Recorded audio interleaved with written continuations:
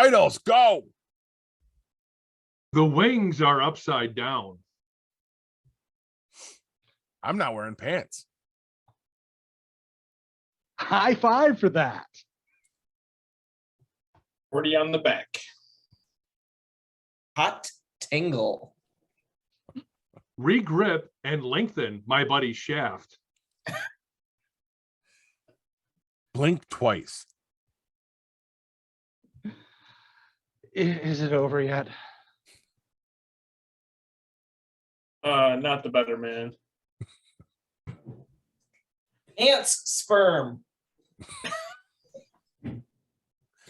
All right, let's do this. Warning. What you are about to hear contains explicit language, adult themes, and potentially disturbing content. The views and opinions expressed are those of the hosts and do not reflect the opinions of anyone else, anywhere, ever, in the history of the world. This podcast is intended for an immature audience and should not be listened to by anyone, anywhere, ever, in the history of the world. You know, fuck it. You've been warned.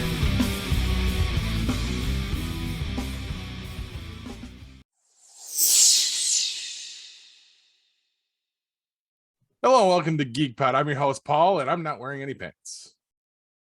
I'm Hugh, and I am wearing shorts. Is this a new thing? Corbs, and I guess I'm wearing shorts too. I don't know where we're going with this, but I'm Kevin. I don't know where I am.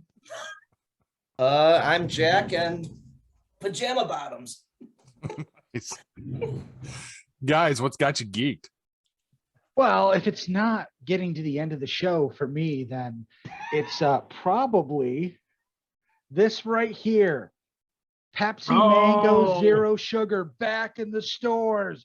I was walking back, down baby. the aisle. I saw it and I go, ah, or something. I don't know. I scared Avery. She jumped and she was like, what? And I went and I grabbed 2 12-packs. And the next time I went there, I grabbed the last 2. And basically every time I see it, I'm buying at least one. So I might even lay off the non-alcoholic beer for a while. I think I'm going to stick with this because it's the best thing in the world. However, before I let us move on, I also picked up something last Friday and I've been saving it for tonight. You may have heard about this. Mountain Dew Flamin' Hot, and I am going to try it right now. Yeah, I'm scared of this. It is due with a blast of heat and citrus. I'm opening it. We're going to see if it kills me. I've read some reviews. It's apparently fucking awful. Smells orangey. I want that. He's going like not bad. Waiting for it. Well, it's not flaming hot like the Cheetos. That's for damn sure. There it is. That's a little weird, but I like beers with chili peppers. So this actually isn't. That was really odd. good. he goes, there it is. Oh, you tried this? No, you're I said the chili pepper beer. Where'd you get it? Yeah, where'd you get that? Store. Walmart. Oh, Walmart. It's a Walmart. Yeah. I saw it and I'm like, oh, I have to get this and save it for Wednesday. Wow. I was expecting a much bigger reaction for that. Sorry, guys. Moving on. Is it an orange citrus with the sweet, or is it? Yeah, You it's know- orange citrus and it's got, on the back of my tongue in the middle, I've got a little bit of a tingle going on, but nothing Oh, okay.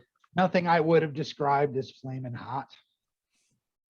I saw something on Facebook or one of the other social medias where someone had the whole deal set up. They had the flaming hot mac and cheese and the flaming hot Mountain Dew and something else. Maybe the flaming hot boneless wings from Buffalo Wild Wings, which are fucking phenomenal, by the way.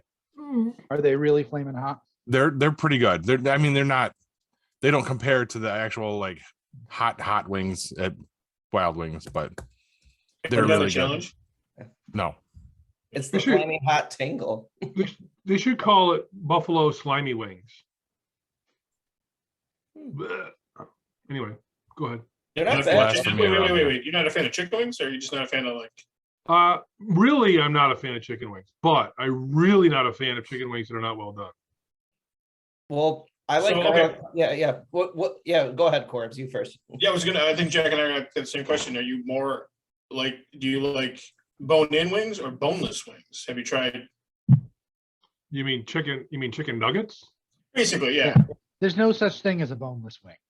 That's Right. marketing I mean, bullshit. it's just you know, really good marketing for chicken nuggets. It's Yeah, processed chicken into various shapes with some breading on it. and I'm okay with those. I was gonna put it to the test to us 5. Is it flats or drums? I gotta eat the fucking drums because the wife eats all the flats. Are you kidding me? Okay. I eat what's left. I get them the same problem. I love the flats, but you know, she gets them. Well, I let her have them first. It's not like she's like, give me all the flats, motherfucker. I actually just I don't care. give her all the flats, sigh, don't and sit there care. and eat my drumsticks. See, I like drumsticks. I'm a half and half type of guy. I We mean, will talk- I'm yeah. also a fat guy, and I'm never going to turn any of them down. So No. I know Hugh is not going to do this, but I would invite any one of you to go out to Bucks out in Williamstown and have some of their wings. They make some of the most amazing wings with the different sauces you've ever had in your life. Huh. I mean, just crazy different, like back at the ranch or Bucks at the ranch, which is ranch dressing based. They've got one that's a blue cheese based. They've just got some phenomenal different wings, and they're just ton of sauce on them. They'll do them any way you want. You want them slimy, you want them well done, whatever you want. And they're good sized wings too. What was it?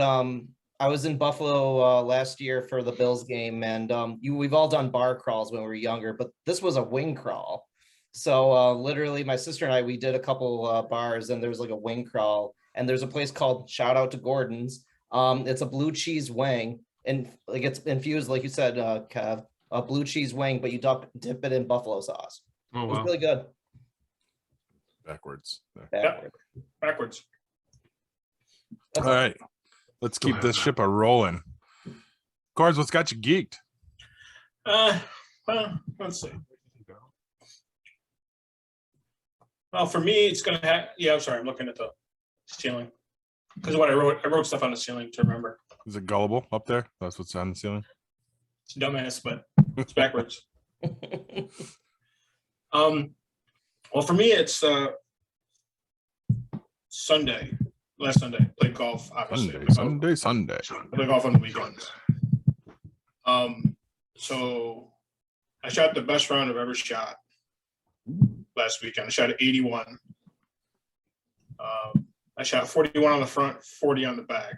So four bogeys and 5 pars on the back. So played pretty well. So I'm pretty stoked about that. So Just gotta say, Yeah. 40 on the back. That sounds like most like bars in Liverpool. That's But Corbs, what was it? Your putting, your everything, your driving. everything just seemed to come together on the back nine. I stroked the ball well off the tee. Second shots in the green were pretty good. I had obviously had 5 looks at birdie, 2 putted. I switched putters. I used to putt with a wooden putter. My grandparents brought me back from Scotland, right from the old course, right from St. Andrews. So, and I noticed that it had a small crack in the mallet. So I decided not to use it anymore. I want to break it. I mean, I've had it 25 years. So something that my grandparents are both passed away. So it's something that they brought back. I don't want to take a chance of breaking it. I don't take a chance of ruining it. So I'm going to put it in I'm going to hang it up on my wall. So I went and got a putter for my buddy from 3-iron. He had a careful couple with his clubs. Those fuckers Yeah. break easy. So he gave me one of his putters to use, and I used that, and I actually putted pretty well with it. So I got to get it re-gripped because it's an old grip, and then I got to get the shaft lengthened. So, but I other hear than you, that, man. That's a problem. It is a problem. So, but other than that, I mean, it was like I said, I was pretty stoked. That actually, I was playing with my buddy. He shot a 78. So my goal, I set a goal every year is to shoot under a certain score. Used to be under 100 because I was always in the 100s. So I was able to keep it under that, and it was under 95, and I got under that. And now this year, my goal was to shoot under 85, and I shot 81. So I already got my goal for the year. So They're done. You can just move on to something else. I can, but I'm not going to. He won't. So now my goal now is to shoot an 80, and I probably could have shot. I probably definitely should have shot an 80. I probably should have shot in the 70s. Left a couple putts short, stuff like that. So, but hey, it was a good round.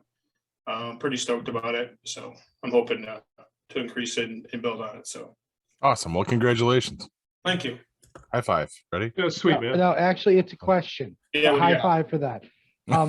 How do you make a goal to shoot under something? Because this is me not understanding golf, but every course is different, and if a green is or a course is longer, it takes more shots to complete. So I would think that you would want to shoot under a certain amount based on the course. Am I wrong there? No, you're not wrong. Some courses are different. There are some courses that are under the normal par for a course is 72. It'll always be 72. It's the highest it can go. Now it can come in under that. You can shoot. There's courses that are 71. There's courses that are 70. We usually play courses that are anywhere from about 70 to 72. So shooting under a certain score, 85 or something like that, is a kind of an average that I look for. So Okay. But yeah, I mean, Hugh, there are some courses, there are par 3 courses. There's one up in West Hill, up on the hill. Yeah. So there's a course right up there. It's a par 3 course. All the holes are par 3s. So, but the courses that I played, there's par 5s, par 4s. Mainly the holes are par 4s. There's usually 2 par 3s on the front, 2 par 5s on the front, and the same on the backside. You get 2 par 5s, 2 par 3s. So. Okay. Thank you. Sure. And knowing is half the Holy battle. shit, that thing moves independently of the rest of your face. Wait till later, it'll crawl around and take a little nap under my back of my neck there. All right, Kev, what's got you geeked?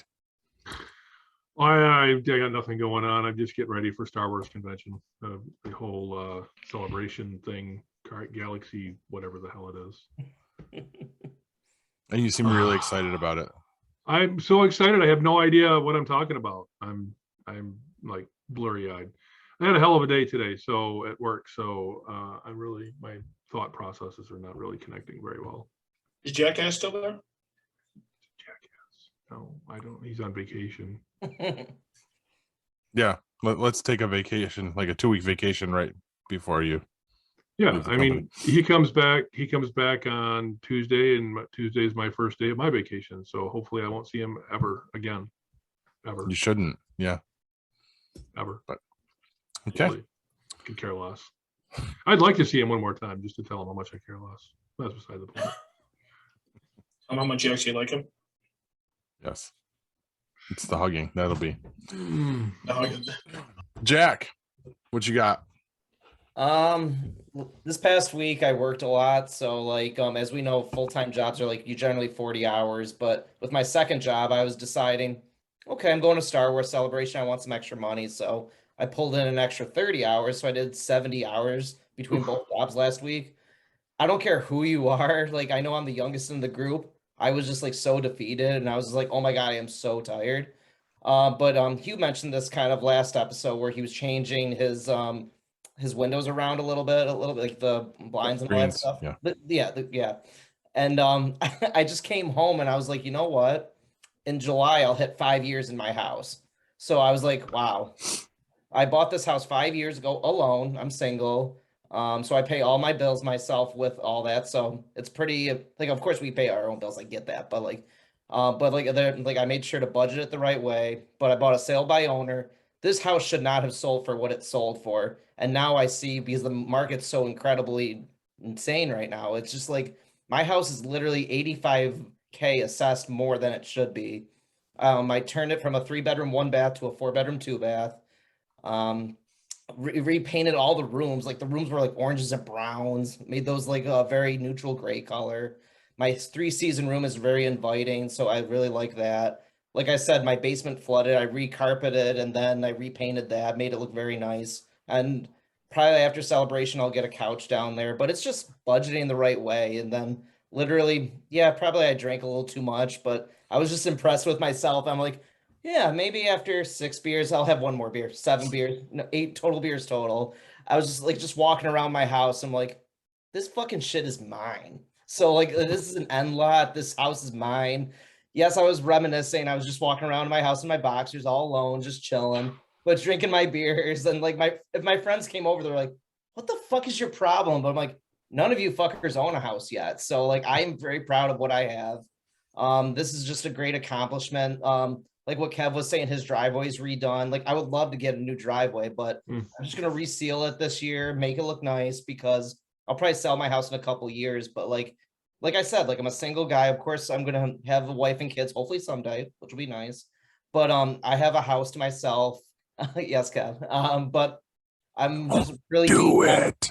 do it. I'm just honestly impressed that I have my own house for almost 5 years all by myself. But yeah, I can never remember which way to point. exactly. But once I buy a house, I'll be like, oh, here's your engagement ring and prenup, my house, bitch. That's the way to do it. But Sorry. that's what's got me geeked. But that's what I got. Also, congratulations. It is quite an accomplishment. Thank you. Good job. Not the walking around the house in your underwear, because I do that. Yeah, every day, that's an indication that you might need to talk to somebody. Well, I mean, it started out like it was an invitation, like, hey, I got my own place, bitches, come on over. And then I was like, I'm walking around in my underwear, drinking beer by myself. And it's like, oh no, I don't think so. No, but I do want to have a get together. I definitely like to entertain. Like I do a New Year's party every year for my friends. Like it'll be going on my 5th year this year. But like I said, over the summer, I'd love to have you guys over and show you what I got. That's exactly your what house. we're scared of. Yes, exactly, Kev. Kev, He wants to show us the Dawkins. Yes, the dog. We don't need to see your 7-inch Constantine.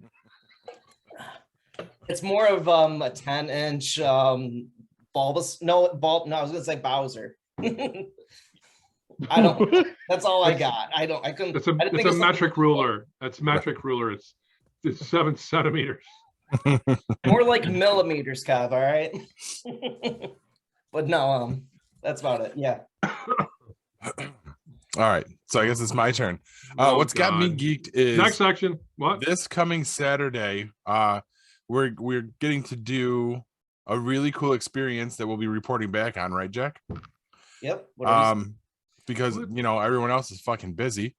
Jack and I are going to be heading out to Rome to experience the Atrophy Escape Ward. Basically what it boils down to is it's a haunted escape room. And it's let me read the byline for you. Explore a hidden 1920s asylum in this interactive escape room experience. Solve puzzles, unlock secrets, even encounter patients along your group adventure. A multi-sensory world of effects, hallucinations, and altered states await.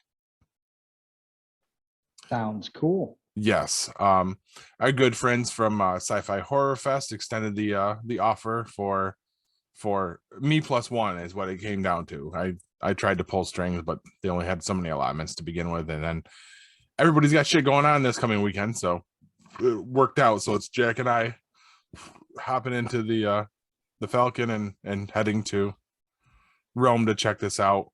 What I found very interesting is this is almost like a pop-up. Like they don't have regular hours. Like it just randomly pops back up, and then you got to get your tickets for that weekend. Otherwise, you have to wait a few more months before it comes back. So this sounds like it's gonna be really cool.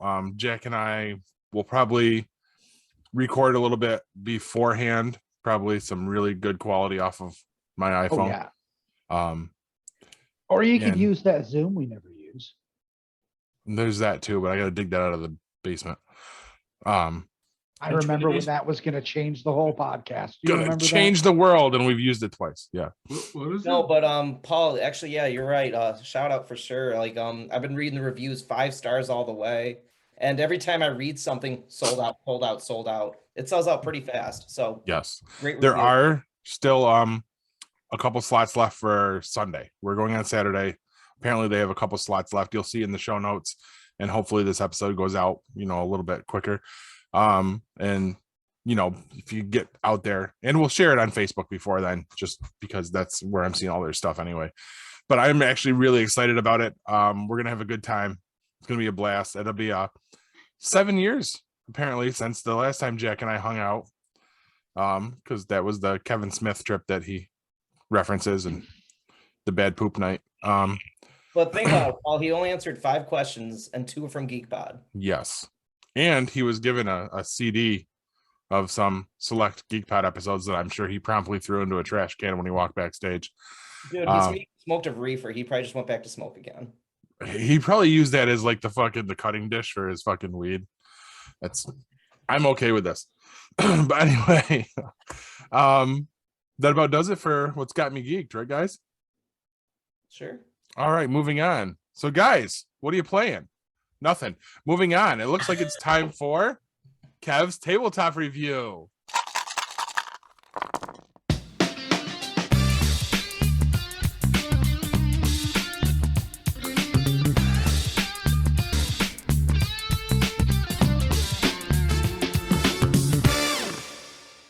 All right, this week I found something really, really cool. I know I say that a lot, but this is one of the neatest Star Wars based games I have ever seen.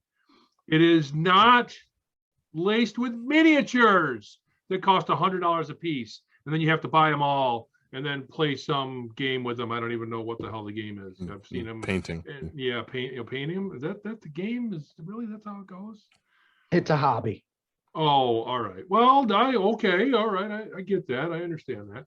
This is Star Wars customizable card game. So originally came out in 1995. It was a box set. This is the starter set. It was around, it was exactly 120 cards. There was 60 cards for the Rebellion and 60 cards for the Empire. Paul, have you seen the game? You know? Yes. Okay, so you know the game. I know of it. Oh, okay. You ever seen it? You ever seen any of the cards? Yeah, when I did a Google search so I could grab stuff for this. They really remind me of the collectible cards that you used to get for Star Wars. They also really remind me of Magic the That's why they look familiar. So, so it's exactly what it is. It's in Star Wars, the customizable card game. You take on the role of either the Rebellion of the Empire and try to deplete your opponent's life force by battling on the ground and in space. So, if you go on over to BoardGameGeek.com and check out the details for this, you're going to see a lot of great pictures, and you're going to see where they talk about how there are over 2,000 cards for this game now. Yeah, so they stopped printing this in 2001, and I mean if you know what Magic the Gathering is, or if you go and you look at some of the video playthroughs for this, you will understand this game very, very quickly. You've got some player cards you put in front of you that you can arrange your cards on to play your battles against the other person. You build your deck to do the best kind of battle. You have the better points, you have the better kinds of players. You hope that you can survive so that you can take your opponent down. So that's really how the game plays. I'm going to read you a little bit about the statistics behind the game, again according to the reviews and stuff on Board Game Geek. 2-player, really they say it's the best if you just play 2-player. About 60-minute playtime, ages 9 and up, and a weight. And here's where it's kind of weights out of my typical playing realm. 3.17 out of 5. Now that's not to say that, and according to what I saw, that's not to say that you couldn't really pick up this very, very quickly, especially if you kept some smaller decks. So I went online to see if I could find some of these, and sure enough, for about $40, I could get a beginning box set on eBay. So that's 120 cards, and you can continue to build your cards. I saw a 400 card set for a little over $100. So you could really name your price on some of these. And the really cool part of this, and I'm going to read you this. Game went out of print in 2001, but an active players committee keeps the game alive by producing new free virtual card expansions that are released frequently. You can customize your deck by adding or removing cards between games to tweak it. So how cool is that? There's a community out there that's keeping this game alive. There's a community keeping something alive that's based on Star Wars? Never heard of that before. Imagine that. I know, right? So very, very cool. I was a collector. Well, wasn't really a collector, but my dear mother, who's since deceased, did buy me a few of the original collecting cards for Star Wars. I still have some of those. I had found a box of them when we cleaned out the house, the big house, years ago. I still have them. Looking back at them reminded me of pulling them out and looking at them, reminding myself of the story. And I can just imagine that this game would do the exact same thing, because the cards, the pictures on them are from the movies, and it really hit me, gave me the feels. So I'm going to say that this is something that I may actually invest in. Go ahead. I'll play against you. Just as I'll something learn to with you. have. Yeah, I mean, I think it'd be a lot of fun, and especially the whole card collecting aspect of it, and building, if you could build a deck. And I'm not sure what the virtual stuff looks like. I haven't really seen that yet. I have a feeling they have designed it so it can be printed out and printed on a cardstock. That would be pretty cool. So again, check out BoardGameGeek.com. The name of the game is Star Wars Customizable Card Game. Again, came out in 1995. So this one looks like it's a lot of fun. And I can't believe I missed out on it when it first came out. You were a little busy being in the military and shit at that point, weren't you? I was out by then, actually. But Corbs was, or not Corbs, but Jack was telling us a story earlier about working 2 jobs. In 1995, I want to say I probably had 3, maybe 4 jobs that I worked. None of them full time, but I, from tending bar, 2 different places, waiting tables, delivering pizzas. Tom Selleck stunt double. Say again. Tom Selleck stunt double. Yeah, no. Although that is how I met my wife. She kind of thought I looked like somebody that I wasn't. Imagine that. Story for another time. He's his brother. It's Kev Selleck. He's my uncle, by the way. Uncle Selleck. No, it'd be Uncle Tom. Yeah, Uncle Tom. Oh, I wasn't gonna go there, but you went. Oh, I love it. Hey, he's got a nice cabin. See, now that's taking it one step too far. Uncle Tom's Cabin. It's on the beach. That was a great song, though. Warren. That's where I went to with it. Yeah. Mhm. Uncle Tom's Cabin. Here comes Kev. All right. I think it's a good time to send it to break. Stick with us, guys. We'll be right back.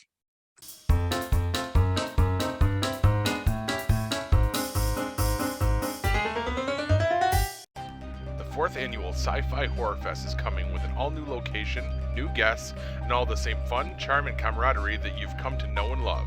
Sci-Fi Horror Fest has a new home for 2022 at the Vernon Downs Casino and Hotel in Vernon, New York. Sci-Fi Horror Fest will be held on August 26th and 27th. Sci-Fi Horror Fest is a family-friendly event featuring fun activities, vendors, and a media area with an eclectic group of podcast personalities. Exciting celebrity guest appearances will be announced soon. For more information and to purchase tickets, go to www.sci-fi-horrorfest.com. Sci-Fi Horror Fest is currently looking for volunteers. This is your chance to be a part of the fun. Please note, details of the event are subject to change due to any lasting issues due to COVID-19. Looking for the hottest new comic on the shelf or a keyback issue to complete your run? How about that rare statue or action figure that you've scoured the internet looking for? Come to Collectibles Galore. Located in North Syracuse with ample off-street parking, Collectibles Galore has a huge selection of comics, toys, and rare pop culture items you won't find anywhere else. Comics Galore is always buying comics and toys and will give you the fairest price for your collection. New customers get 15% off their first purchase in store. Collectibles Galore for all of your pop culture needs. Stop in and see for yourself why Collectibles Galore is the king of comics.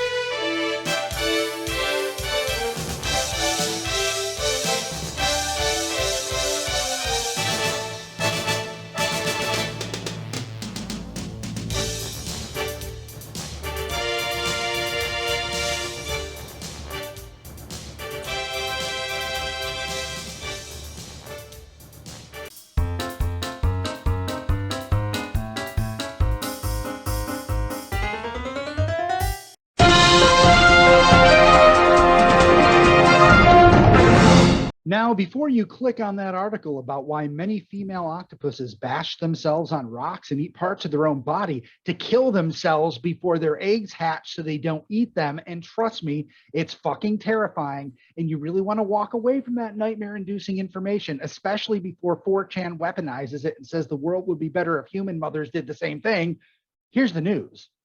First up, CGI Hulk. The first trailer for She-Hulk Attorney at Law has been released. I think it looks hilarious and entertaining. However, the internet is concerned about the CGI effect on Tatiana Maslany creating the green lawyer. While many said it's likely not finished, comparisons to Shrek are, well, spot on. It does look pretty bad, which has led many to wonder why they didn't go the makeup route. Gamora looks great in Guardians of the Galaxy. She-Hulk kind of looks like Fiona got a new hairstyle. Every other single thing about this trailer looks great, and it's spot on as far as the comic goes. It would be a shame for this series to fail on the one thing the largest entertainment company in the world should be getting right. Disney and Marvel are known for making TV shows that look great but make no fucking sense, like Moon Knight. Why change up that dynamic now? Next up, Doctors Who? Last week's announcement of Ncuti Gatwa taking over as the next Doctor on Doctor Who have taken a big turn. Showrunner Russell T Davies has already begun shooting the 60th anniversary special set to broadcast in 2023. However, set photos and videos have not shown Ncuti Gatwa, but the 10th Doctor, David Tennant, back in the skinny brown suit, accompanied by his companion of that era, Donna Noble, and her grandfather, Wilf. What is going on? It's been suggested this could be a lost story, a parallel universe, and 10 other fucking things. It's clearly not just a quick cameo, as filming has been going on for days now and seems bigger than that. And 20 minutes before we sit down to record this, the BBC Doctor Who page dropped a comment that could point to Matt Smith's 11th Doctor also being involved. That is not confirmed at all, and my head may explode before the show is even broadcast. Now, cue the awful internet. People are saying that after the first female Doctor failed, they needed to bring back one of the most popular Doctors in history to prop up the brand new first Black Doctor ever. Or it's the 60th anniversary. Why wouldn't you bring out the big guns for 60 years of a television show? 60 years of continuous story without a reboot. That's a pretty big fucking deal. Can you all stop being racist shitbags for a minute and let us enjoy what looks like a banner year for the longest running sci-fi show in the world? Thanks for that, fuckers. And finally, white woman states the obvious. President of Lucasfilm, Kathleen Kennedy, came out this week to say they have learned from the movie Solo that recasting legacy characters with new actors does not work. Welp, we could have saved you $300 million.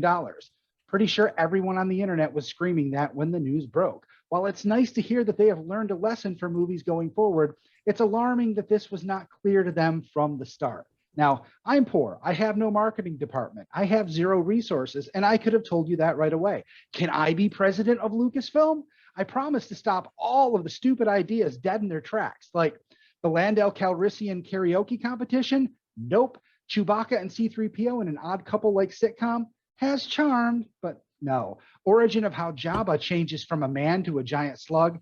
That's really a comic book and not a TV series. See how easy it is to be president of Lucasfilm? You can reach me at the Geek Pop website. And that's the news, kids. Now, like Madison Cawthorn conceding his Senate seat, I will roll back into obscurity and let someone else take over. Unlike Cawthorn, no videos will be released of me naked and pretending to butt fuck someone. Paul? In other news, the average person speaks 5,000 words a day. Corbs, on the other hand, speaks 46. Corbs? It's too many.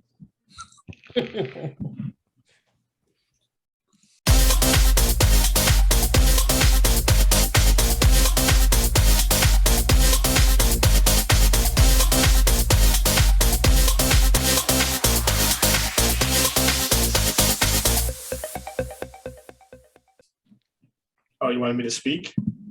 This is your one time when you're supposed to. You're using up your words. Stop. I know, We're not right? going to have enough to finish. And a few words. We should do a counter one of these times. All right. Well, so the movie I'm going to do is Evolution. Wasn't that a Pearl Jam song? Do the evolution. I hate Pearl Jam, so let's not go there. I don't know why. Yeah, you can look at me all you want like that. When you live in a house with 4 dudes and all you do all day is drink, and they listen to Pearl Jam for 24 hours a day, 7 days a week for an entire month, the same album on repeat, I wanted to drive an ice pick. That sounds like a Through them my ear. problem, not a Pearl Jam problem. So Corbs, you were not. Yeah, the it was. You were not the better man. I was not. Was one of your housemates named Jeremy? You're lucky you're still alive. How about Jeremy? No. Okay, I'm done now. All right. So Evolution. Jeremy has spoken. All right, so it's Evolution. Starring David Duchovny, Orlando Jones, Sean William Scott, Julianne Moore, and Ted Levine. The Directed by most Ivan Reitman. 90th movies Yes. ever. Yeah. But it was made in the 2000s. So, directed by Ivan Reitman, better known for his directing of the Ghostbuster franchise. And it was released on June 8th, 2001. All right. So Glen Canyon, Arizona, the present day. Wayne, practicing at night in the desert for his upcoming fireman's exam, witnesses the impact of a meteorite. The next day, biology teacher Dr. Ira Kane and geology teacher Henry Phineas Block from Glen Canyon Community College managed to get to the meteorite, which is stuck in the ground at the bottom of a cave. By taking a sample, they discover a slimy blue fluid coming out of the meteorite. And a little later, Ira Kane finds out that the meteorite is a single-celled life form dwelled in a fluid, evolved at an alarming rate, even while he's watching. What first seems like a sure ticket to Sweden for the Nobel Prize soon develops into a nightmare. By evolving and adapting at an unbelievably fast rate, the aliens start to spread out and the military comes in. Now it's all down to what Darwin so rightfully stated, survival of the fittest, and no good idea in sight. So, I mean, I don't know. I own this movie. I don't know. I owned a lot of movies, but don't look at me like that. I owned a lot of kind of DVDs. like, this is a classic movie. That's not really a classic. All right, hold on. Be honest. Yeah. Was this Kelly browbeating you to do things that aren't from the 80s? No. It's safe here. You can tell us. Blink twice if I'm right. Did you like it, or What like, is this? Is this a State Farm commercial?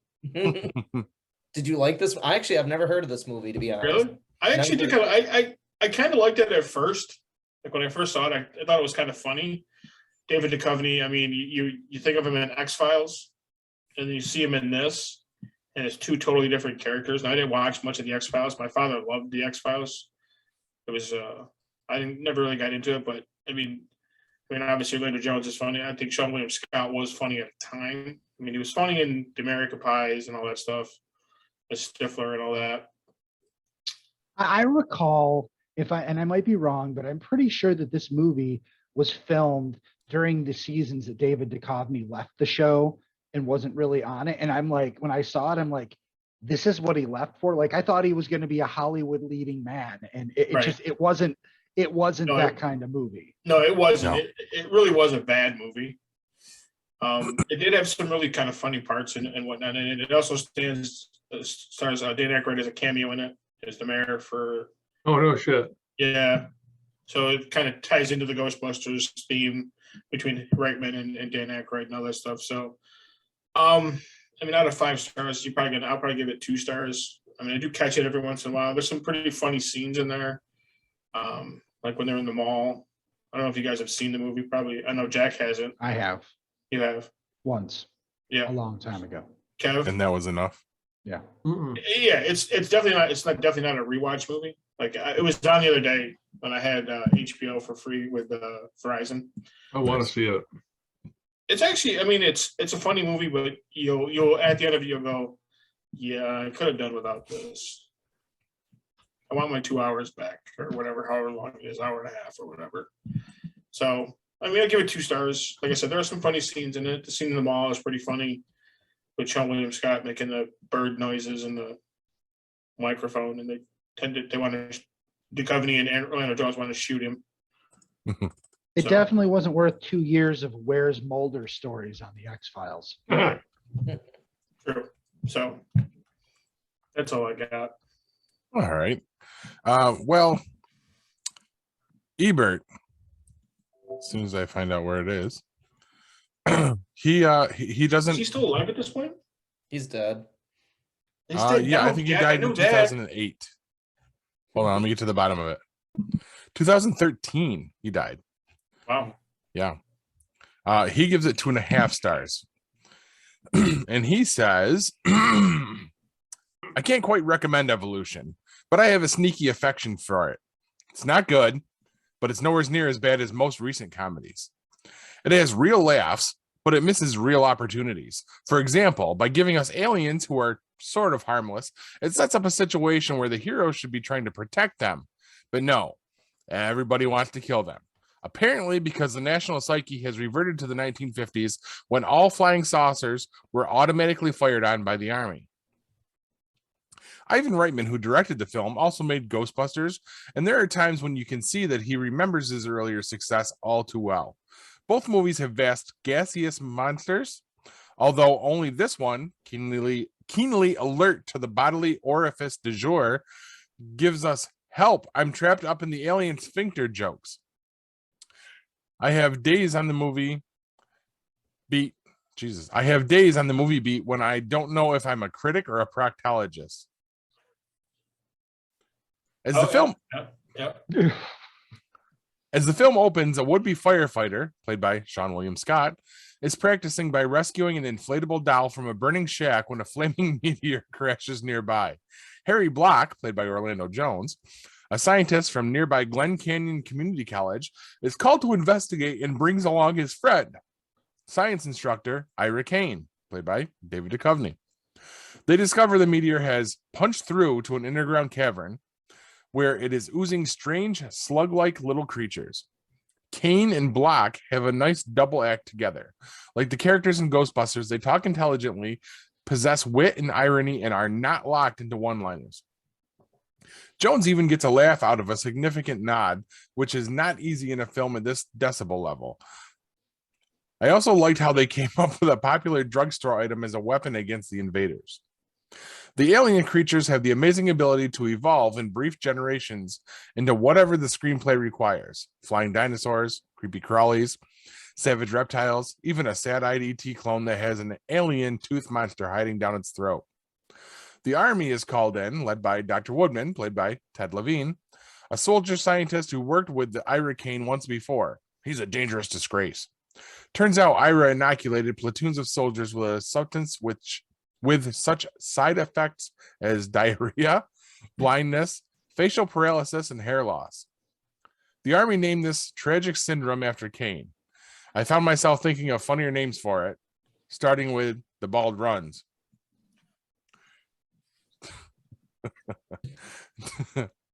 Dr. Woodman's assistant is Allison Reed, played by Julianne Moore, whose character trait is that she falls over everything. She is, however, funny in other ways and sides with the two community college guys when her boss tries to freeze them out of the investigation.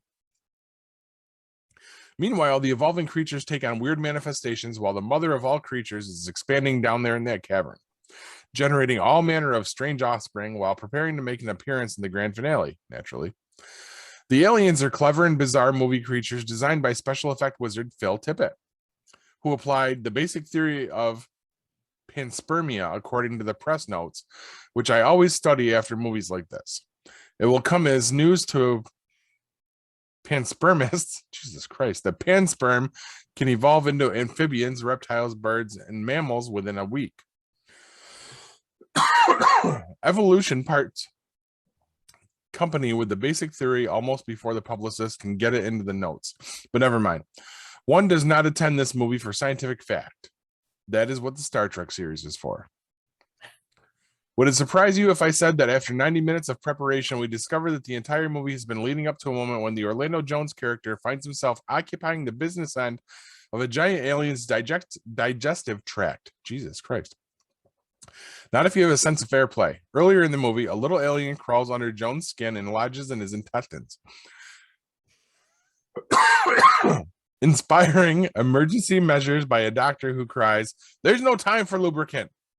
Inspiring Jones to utter the best line in the movie, "There's always time for lubricant." I mean, I agree with that, but You're thinking too much of other people. So the moral of bleep, this bleep, movie bleep, bleep. Spit it out, pig boy. the moral of this movie is pants sperm. Not Uh-huh. pants sperm, but Oh. no, that is a title. And an unfortunate accident. I thought you really said like pants sperm. Pan sperm. Ham sperm. That's when you add something a little extra to your scrambled eggs. I thought And you what said pants sperm. Okay, I didn't hear it. I didn't hear it, the end part. I just heard And what they call the disease that Ira Kane gave the troops is the Kane madness. Kind of like your name there. Yes. Look at that. I was wondering what the fuck that was about earlier. That's what Um, so all right. yeah, but that scene with Orlando Jones and there's always time for lubricant is pretty funny. I mean, in a very fair statement, I would say. I mean, yeah, because the alien that's in him is like traveling, it's like going up and down his leg and all that stuff, and it's like, oh, it's heading for his balls, and they're talking about taking his leg or whatever, and he's like, no, don't take my leg, and then when they said it, he's like, take the leg, take the leg. So then they reach into his rectum. Wrecked him. Nearly How many killed are him. killed him? Fucking killed him. All right. Well, that was a good one. Quick, concise. You guys have all seen this movie? I have not. I avoided this one. No. Nope. Yeah. Okay. Hugh has seen this movie. So perfect. That tells me everything I need to know. It's just the two of you that saw it. Somehow I missed Kevin's this one. gonna watch it, he said though. I don't understand if Duchovny wanted to break away from the X-Files, why he made a movie about aliens. Was there a hot chick in the movie? Well, it was Julianne Julianne Moore. Moore. Julianne Moore, yeah. Well, he was chasing her tail. Who's Maybe. that? Could have been. He was with Tia Leone at the time. Yeah. That didn't stop him from chasing didn't- every yeah. freaking That's tail he true. found. It's- That's it's- Hence true. his HBO show. All right. Let's move it right along then to Jack's erroneous question of the week. Cue the music.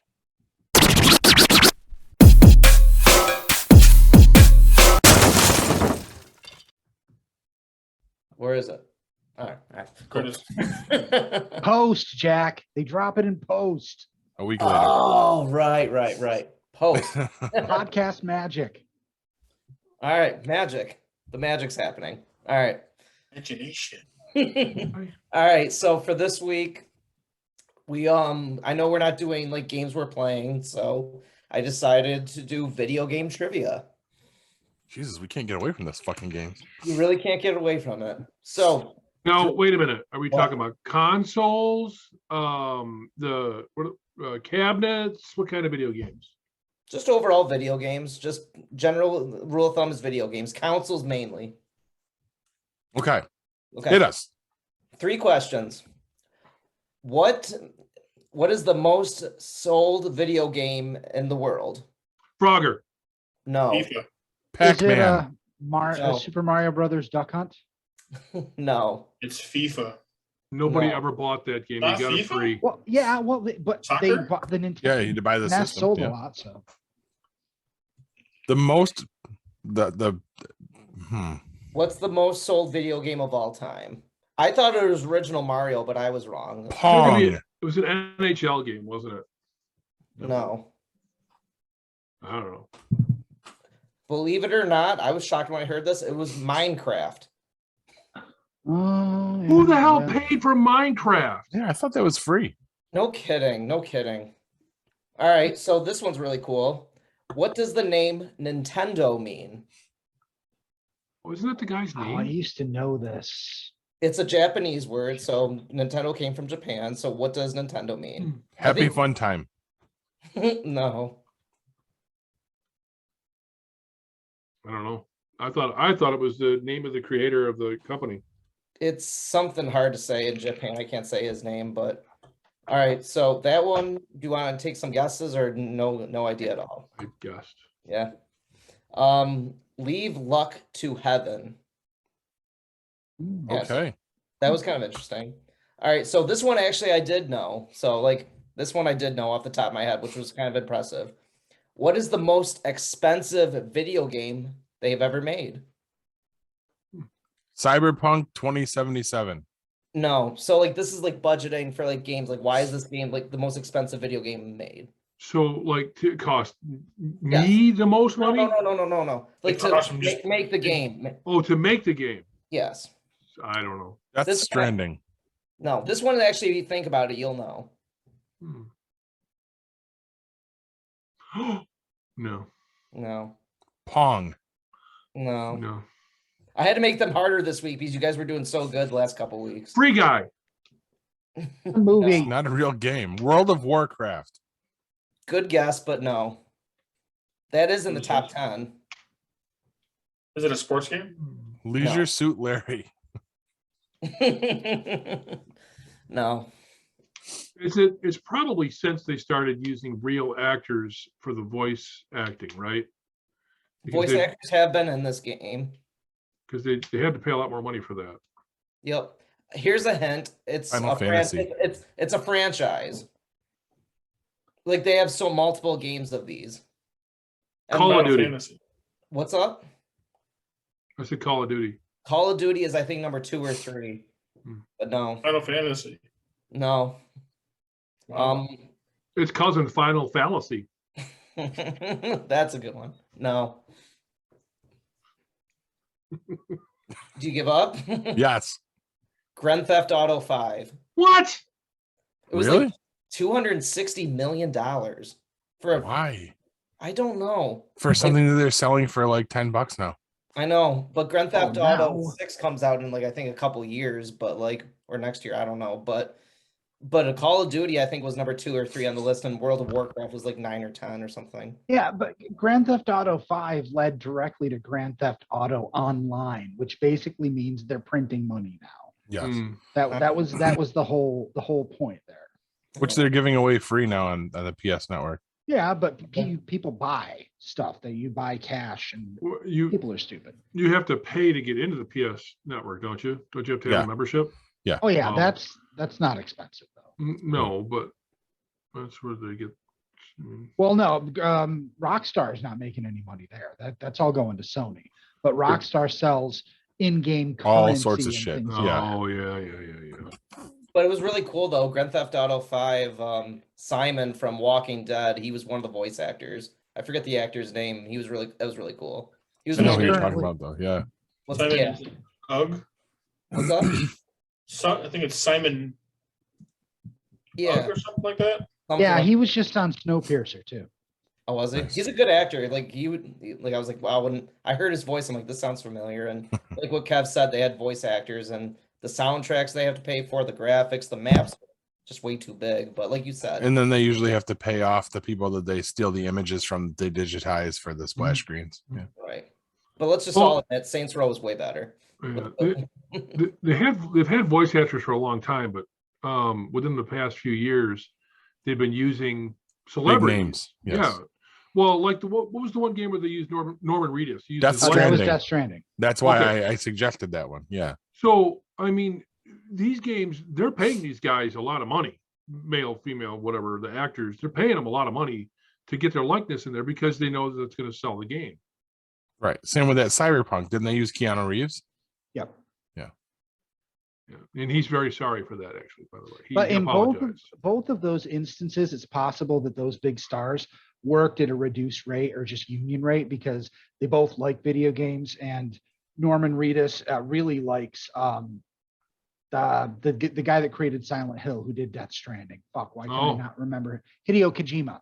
Oh, Formerly of I believe Team Silent and Konami and all that. So because they were going to make a Silent Hill game a while back starring Norman Reedus, and Konami ended up pissing him off and he walked away, and there hasn't been a Silent Ooh. Hill game since. And Keanu Reeves, of course, loves video games.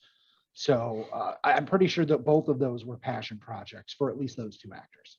Nice. Good to know. And I'll leave you with this, everybody, then. Next week, I'm not going to be here. Kev, so you're off the hook there, too. One of you three will get the trivia question of the week. Don't know who it is yet. And back to Paul. Wait, so you're gonna send us a question to still doing it? Cool. Okay.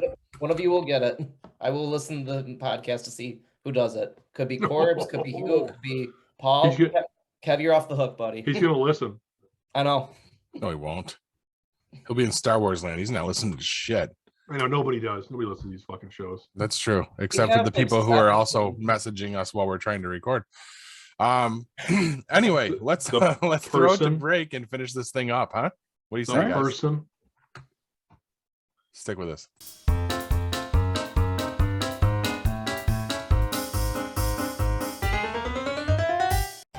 The 4th annual Sci-Fi Horror Fest is coming with an all-new location, new guests, and all the same fun, charm, and camaraderie that you've come to know and love. Sci-Fi Horror Fest has a new home for 2022 at the Vernon Downs Casino and Hotel in Vernon, New York. Sci-Fi Horror Fest will be held on August 26th and 27th. Sci-Fi Horror Fest is a family-friendly event featuring fun activities, vendors, and a media area with an eclectic group of podcast personalities. Exciting celebrity guest appearances will be announced soon. For more information and to purchase tickets, go to www.sci-fi-horrorfest.com. Sci-Fi Horror Fest is currently looking for volunteers. This is your chance to be a part of the fun. Please note, details of the event are subject to change due to any lasting issues due to COVID-19.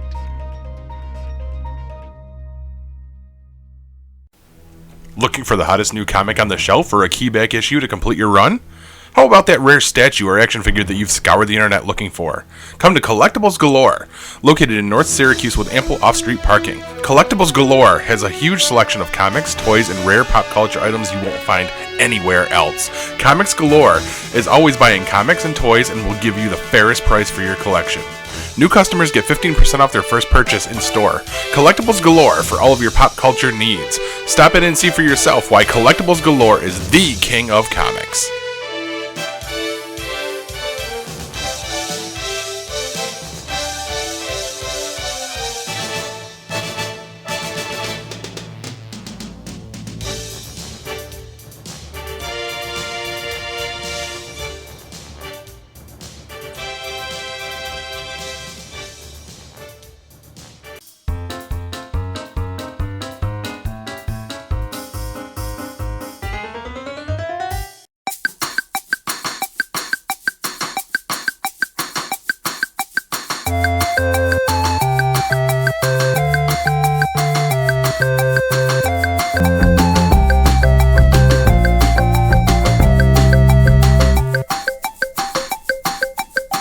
And that music means it's time for my weekly topic, which may be the last one according to our poll.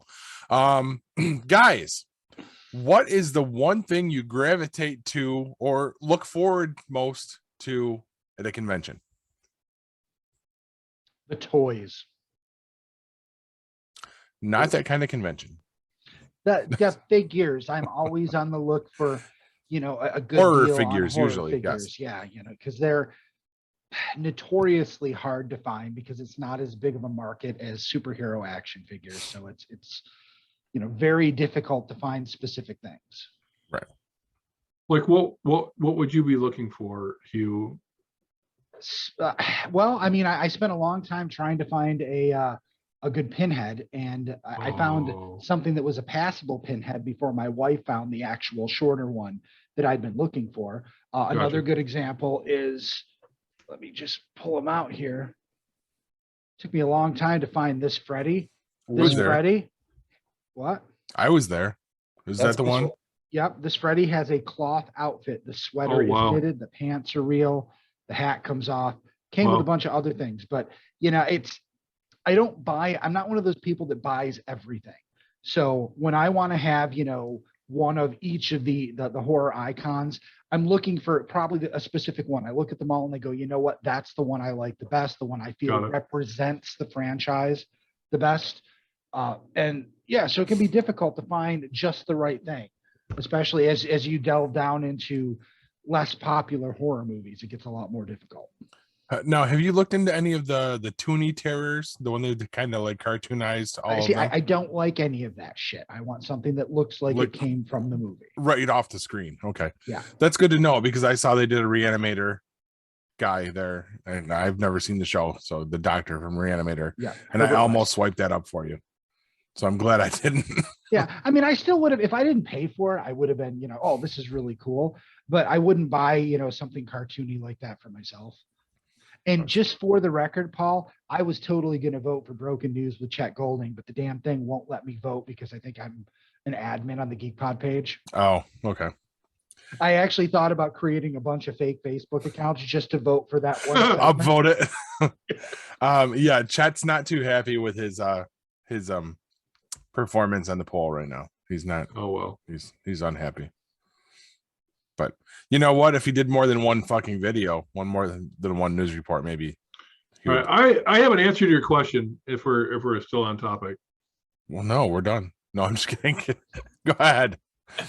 You tell us your experience with the one convention you've been to so far. That was the only comic. It wasn't actually the only Comic Con I've been to. I've been to other conventions. I've been to a lot of. Oh, you told me it was your first con. I'm sorry. First Comic Con. Well, official Comic Con. Is it the first Comic Con? Maybe it was the There's first. those dice Comic-Con. again. Yeah, what? It is. There we go. It sounds like you're spinning a wheel over. Whatever. Anyway, I will be looking forward to the cosplay. Fucking pervert. Wow. There is a competition there, Kev. There is. I saw that. There will be, and you haven't heard about it yet. Oh, are you going to tell us about this, or is that going to be when you return? I will actually. Easy. Easy. I'll tell you right after the segment. Okay. Look Look at that foreshadowing.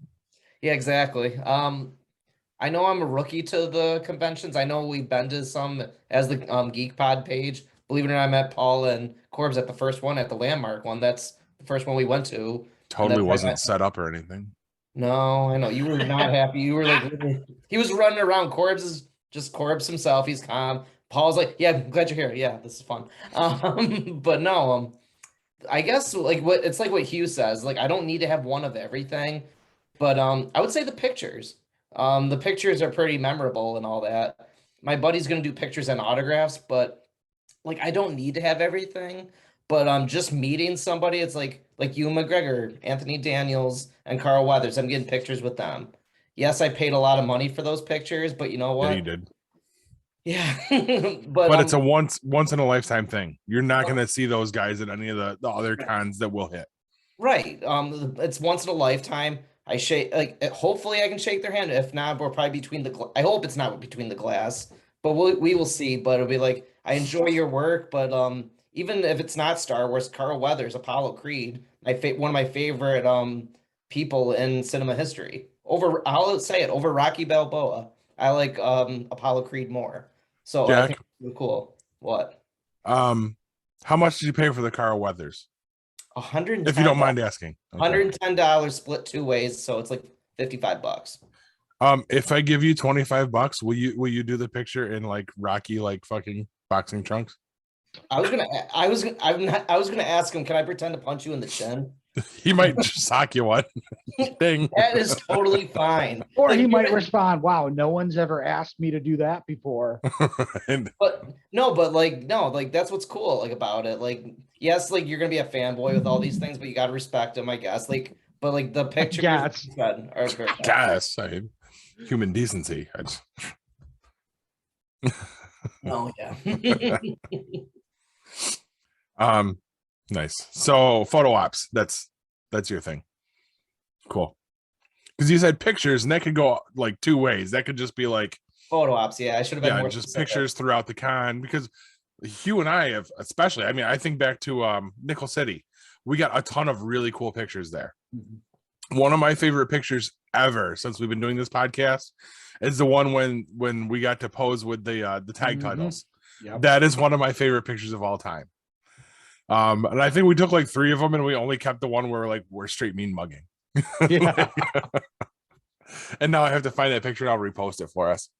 God, we should really do that kind again, Hugh. We should. Yes. Just hopefully a little bit cheaper this time. I'm sorry, I'm digressing. That was in Buffalo. Buffalo. Yeah. That was a whole weekend thing, and that was wild. That was the one when Hugh and I traipsed Buffalo until 4 a.m. Damn near killed each of us. One of us powered through the next night to go bar hopping with celebrities. Quasi celebrities. No, he's a celebrity. Good, close enough.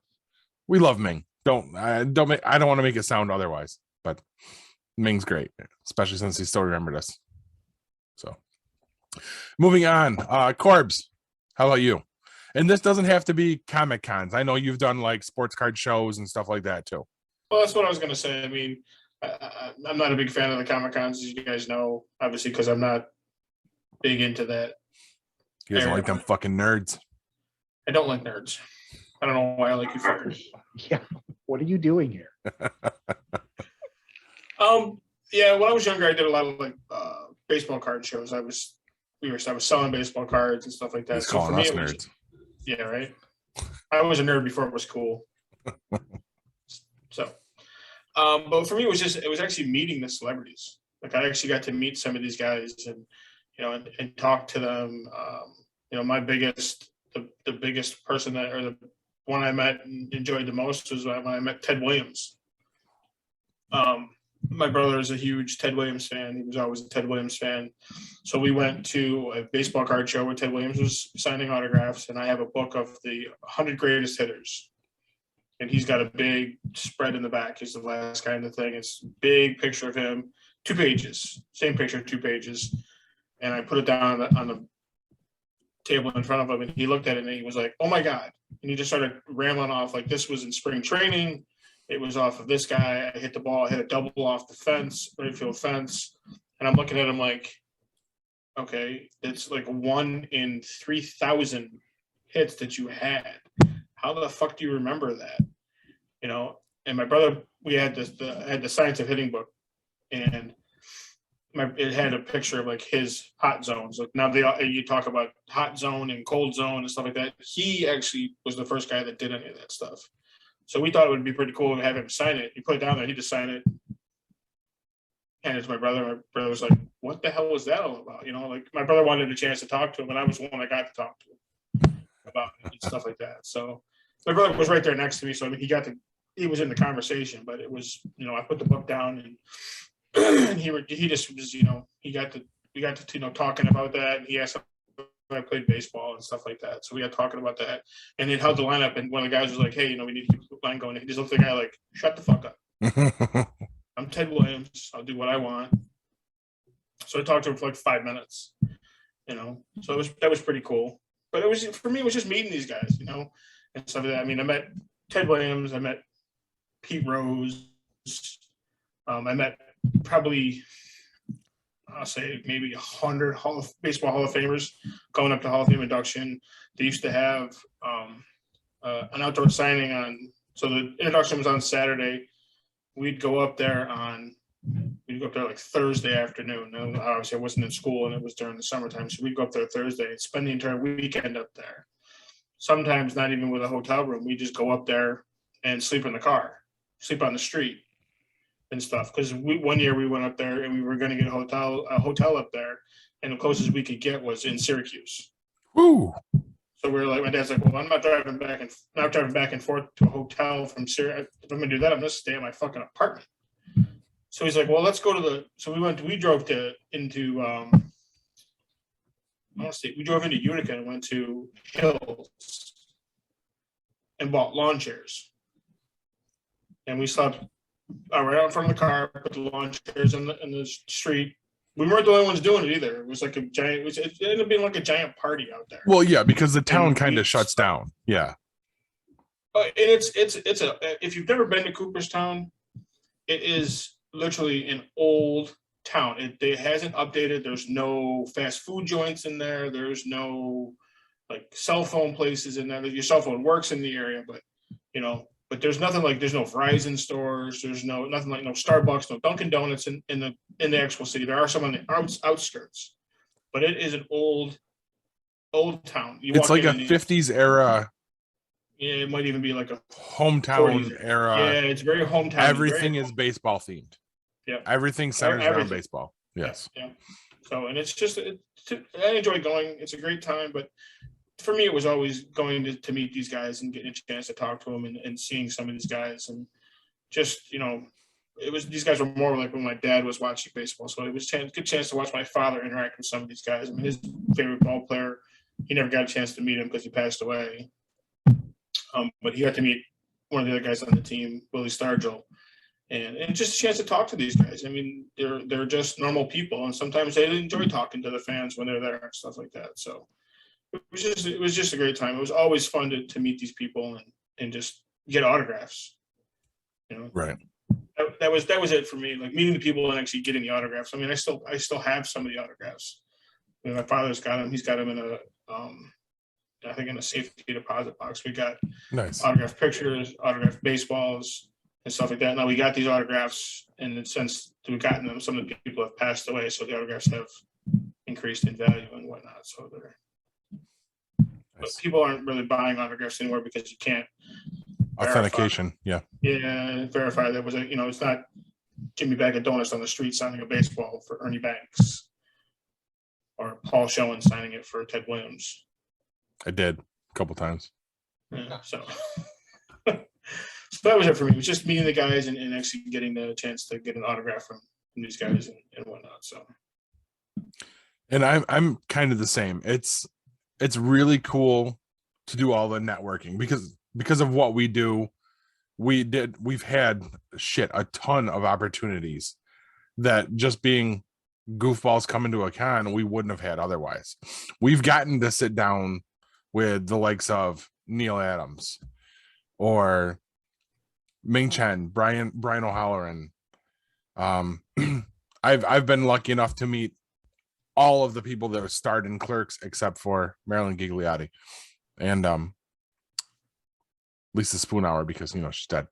But we've gotten to meet all of them, and I mean they're always really cool, especially when they have the whole idea that you're new media. They're usually much more accommodating to you. They'll come hang out. Some may even request to be on the show, like Neil Adams. Or the hell was his name? The Wallywood Estate guy. Oh, I have no idea. Did you ever finish that episode? Yeah. Did it go out? No, David Spurlock. Yeah. There was things behind the scenes that made me say, no, we're not doing that. Okay. But I mean, this was a guy who had intimate knowledge of luminaries in the comic book field and just in literary field. Who was the one that your boy Andrew was getting a Woody about? Franzetta. Yes. He knew all that stuff, and I mean, it's very cool, and that's why I always push to do different Comic Cons because it does afford us really cool experiences that we're not going to get otherwise. Hearing Do it. Chancellor Martok, just bellow across an entire convention room, and it just stops and everyone looks at it. Stops the man is everything. An incredible actor. I wish his name Hertzler. wasn't escaping. Yes, Hertzler, J.G. Hertzler. That was holy crap. I mean, this is a guy I watched on Deep Space Nine. I was a fan of his performance for years.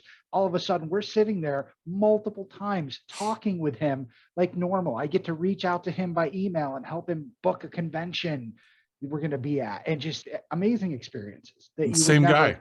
You weren't at this con. Same guy. Recognized me. Recognized that my kids were there in the comic book cosplay contest. Yeah.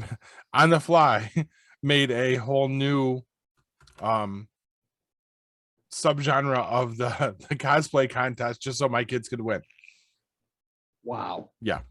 So and then plus just the fact that being a podcast, we get to go and we get to fuck off for free at these cons, and we get to have a blast. These are memories that we wouldn't all have of times to hang out and goof off and do this dumb shit without it. So that's what's big for me is all the networking that we've gotten to do. Yeah. And we've had a couple of missed opportunities. We didn't get a chance to go anywhere near Ric Flair. No. The guy from Agents of S.H.I.E.L.D. who is nobody now, and I don't remember what his name is, but we didn't get near him. And the tons of friends that we've made since then. Shad, Sal, like some really good friends of the show, some that have become like real close personal friends. And that wouldn't have been a thing without this. So that's what it is for me, is all the networking possibilities being GeekPod. So, and the cool merch. So, but moving on, guys, what you watching? Don't everybody go at once. No, I'll go first. I don't mind. All right. So tonight, no spoiler, but I did finish 11/22/63. Kev, I'm looking at you. Great For show. sure. That mustache. Great, of course. That great show. Now I'm probably gonna go out and buy the book for sure. That looks really good. But now actually I'm sticking with Hulu. Dopesick. That's another show I'm starting to get into. That's Michael Keaton. Anything Michael Keaton does, he's one of my favorite actors. Basically, this is a series that takes viewers in the epicenter of America's struggle with the opioid addiction. So that's what it entails. So isn't Rosario Dawson in that? I was just gonna get there. Rosario Dawson's in it. The kid from We're the Millers, the one he's like, up at my bing bong. Like literally, like, yeah, like you've seen We're the Millers. No, you've never seen We're the Millers. I know the kid you're talking about. Yeah, okay. Watch Will that. something or other. Will Poulter. Yeah, Something he's like gonna that. be Adam Warlock in Guardians 3. Listen, Okay. But there's yeah, a really good reason to see We Are the Millers. Just Oh, watch yeah, it. exactly. Just watch it. Just watch it. I'm assuming this has something to do with Jennifer Aniston. Jennifer Aniston, Duh. and she's a stripper. But yeah, like no, that's I only saw the trailer of it tonight, but only 8 episodes. I'll need something to watch when I'm going out to LA to see Kev at Star Wars convention. So a celebration, which will be good. I'm going to see You're Kev. really going really far just to meet Kevin. I'm just saying. Well, that's what we got to do. But You could just go to the It mall. happens. it happens. Go to Smash Syracuse, or I Smash Syracuse now, whatever it is. But no, that's no, it's like I said, I only saw the trailer, but pretty interested. So Dopesick, check it out. Looks really good. Moving on. Is that the one that guess Zendaya is in? Who? No, that's a different one. Euphoria wasn't. Oh, that's Euphoria. Okay. Yeah. That's HBO. Okay. Anyway. You gonna talk about She-Hulk? You want to talk about my second viewing of Moon Knight? Whatever. Let's do She-Hulk. Yeah, let's do that first. I mean, we don't have much to go on, just the trailer. As Hugh mentioned in the news, some people are iffy about the CGI for specifically She-Hulk. And we're theorizing that hopefully it's preliminary, but we don't know. Otherwise, looks funny as fuck. Mhm. And they've said it's going to be more of a comedy. It's going to be like Yeah. a sitcom. Yeah. Yeah. I mean, we got this covered in Cosmic Book News, keep trying to throw stories out there that behind the scenes things are a disaster, like they do with anything that's female led. But from the preview, it looked solid and it really feels like the comic book. Okay. Just because you Cool. mentioned Cosmic Book News, Matt McGloin, fuck off. Do we know if it's going to be like a new series or is it like a limited series like Kenobi? I think they're marketing all of them as a limited series until it isn't. Yeah, Oh. that's true. I'm looking forward to it. I like Tatiana Maslany. The trailer looks good. I mean, she sounds great. She sounds like she's bought into the part. So I'm looking forward to it. The litmus test is going to be when I show it to the kids and see what they say about it. Madison Although right now I is did see sorry. Madison right now, all of her laser focus is on Ms. Marvel. Hmm. So I she's did a see huge fan. a Sorry, news continue. now. headline that said She-Hulk fans need to be put in a horny jail I So, saw mean, that too. I don't know what that means. I didn't click on the article, but I can guess. Mhm. Well, I mean, they made Tatiana look significantly different than she does normally, which isn't really all that bad. So Can we just say that John Byrne drew a smoking hot She-Hulk?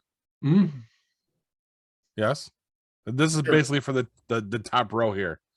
For on mine, that's Hugh and Kev.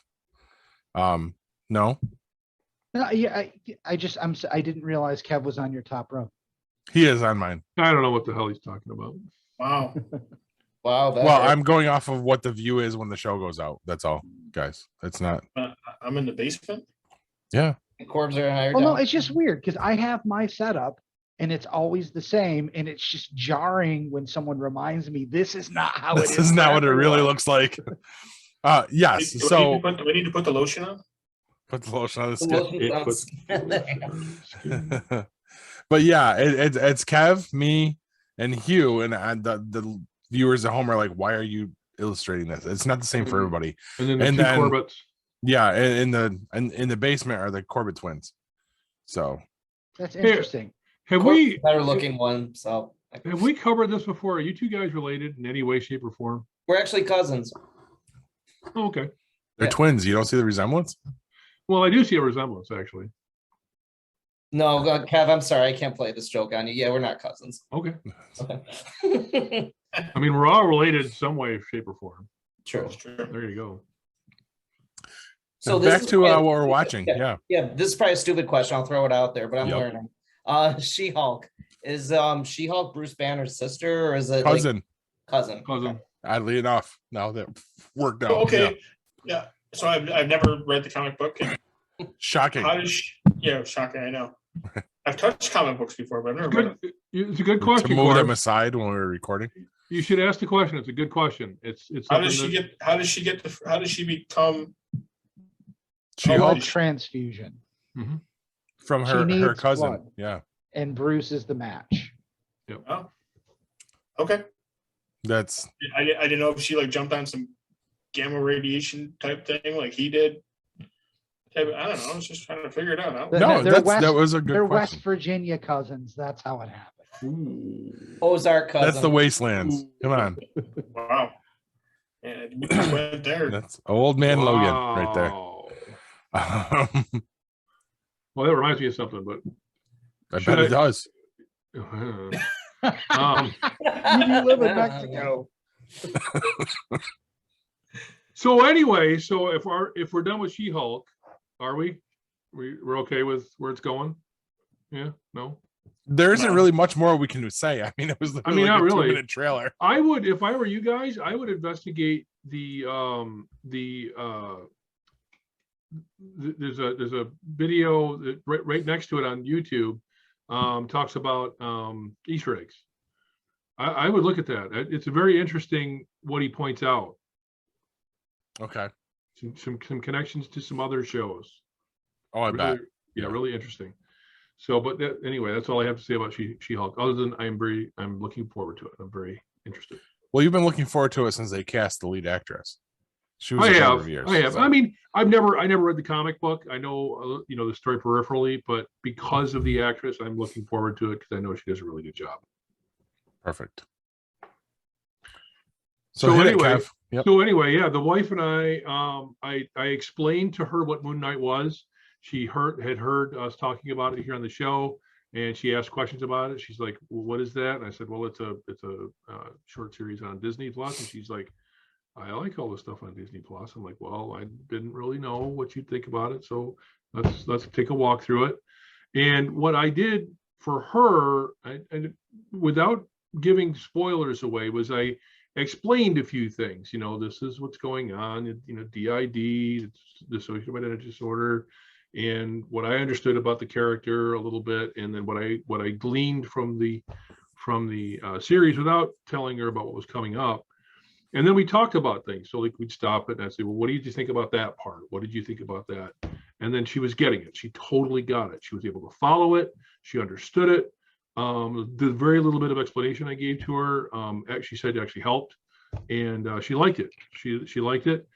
And I have to admit, I picked up an awful lot watching it the second time through, especially before our conversations and conversations I've had with Paul.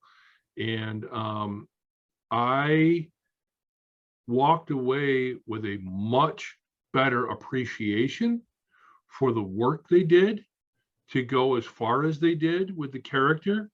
And I think that it was actually a well-made, very well acted, and a very interesting short series that I think still only appeals to true Moon Knight fans.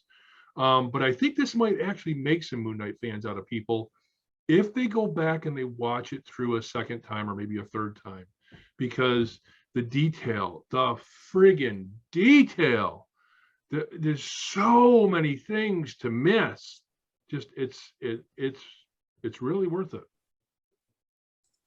And I liked it. We liked it. We both liked it. So I'm really happy we did that. Good. That's all I had. Oh, I did have one more thing, unless you guys want to talk about Moon Knight. Somebody mentioned something about the Ozarks. Kathy and I finished Ozark, and the ending was surprising in one way and not in another. But the really neat thing, so the ending was, it ended, it's done, it's over with. But then they had a making of kind of a show, and that was really interesting. It talked to all the actors and get their kind of views, and some of the directors and who the directors actually were. I didn't really understand, the kind of stuff they'd done, who they were, and why they were pulled in. Very, very, very interesting what they had to say and how close they were, and the time they had on set and stuff. So very, very interesting. And the way the story wraps up, if you haven't watched Ozark, watch it, go binge it. It's very worth it. You won't regret the time you spend. Spoiler free, because Kevin, I think are the only two that watched it here. Yeah, the making of, because Jason Bateman just was wrapping up Arrested Development. He wanted to do a show that was totally different for sure. But spoiler free, Kev, I was mixed with the ending, and we'll talk about it off camera. But spoiler free, were you satisfied with the ending? Yeah, my brother's the same way. You're like, no. We'll talk. How many seasons? 44 episodes, 4 seasons, hour-long episodes. The 4th season is split in 2. You won't get that if you go and binge it, obviously, but they split it for us to make us wait. Right. But yeah, like Kev, we'll talk more about it off camera. But yeah, I'm mixed. But yeah, I feel you. Back to Paul. Not me. I have nothing else to add to the midstream. Sorry, Hugh. Go ahead. Didn't mean to- Go ahead. Good job. I watched the next episode of Billy the Kid. So it showed how he's kind of becoming an outlaw, cattle rustler. The first guy he actually killed and stuff that kind of made him an outlaw. So that's where it is right now. So it's actually pretty good. So Nice. Well, I will say the Northman is fucking amazing and 100% worth watching. I don't even want to say anymore. The less you know, the better. Just go into it and watch it. Also, Morbius hit digital, so I watched it. I don't think it was a bad movie. I don't understand all the hate. It's not as good as some of the other Marvel stuff, but even, my daughter was like, hey, I really like that. Are they making another one? Nice. So I really don't understand why everybody hated it so much. I don't know. I haven't gotten to watch it yet. I want to check it out. It's not, Spider-Man No Way Home or anything, but Well, it Isn't it shouldn't more of be a- expected to be. isn't it more of a darkish yeah, Marvel movie? it's That's a probably why. horror. It's a horror movie almost. Okay. Lots of violence, lots of death, but I mean, I kind of want to see what happens next. Nice. Hopefully got to they watch- keep expanding. I also got to watch Ghostbusters Afterlife. Oh my god, that movie's so good. It is. Yes. Really, really is. All right. Anybody else have anything to add, or are we done? Nope. I think we might be done. All right then. I think it's time for you to drop your nuggets. All right. The vast majority of frogs are not forklift certified. Good night, everybody, and megabyte bitches. This has been a GeekPod Network production.